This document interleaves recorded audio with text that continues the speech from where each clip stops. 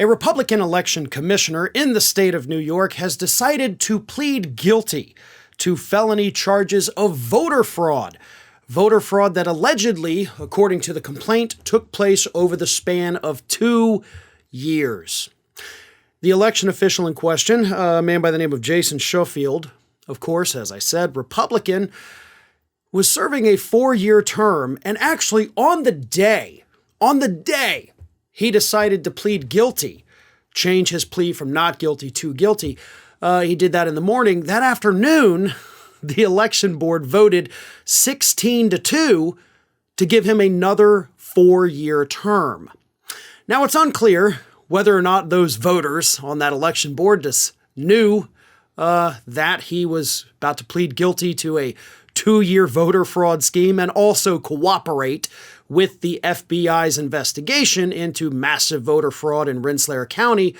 But either way, they had to have known something was up because the guy was arrested in September. So guilty, not guilty, whatever his plea was, they knew that he was facing a massive criminal investigation and criminal charges.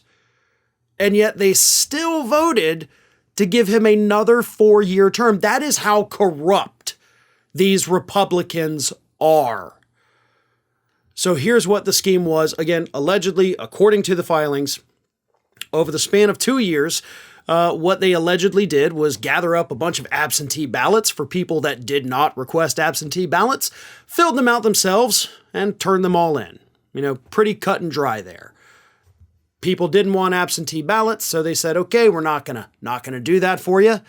But then they took the absentee ballot themselves, filled it out as if they were the person, and voted. Now, Schofield is not the only Republican that has already gone down for this scheme. Another woman who also served with the Election Commission has also been charged.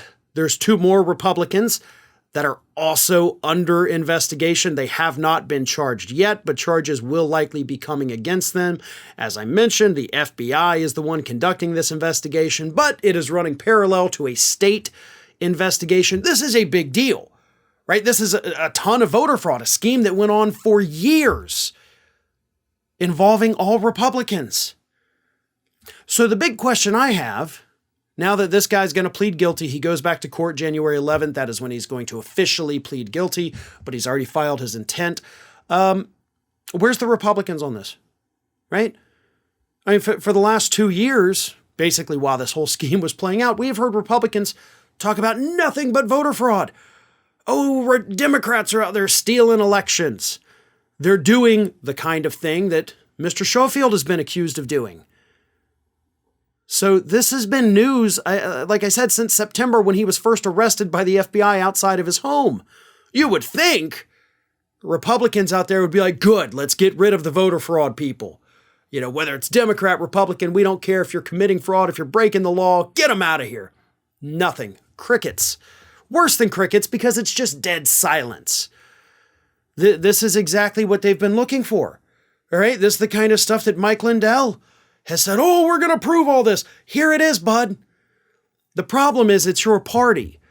And at this point, it's becoming crystal clear that every Republican accusation is really just an admission.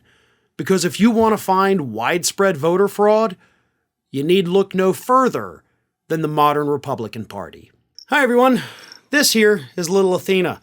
And Athena would like to know why you haven't subscribed to Fair and Balanced yet. So please, don't let Athena down. Subscribe today.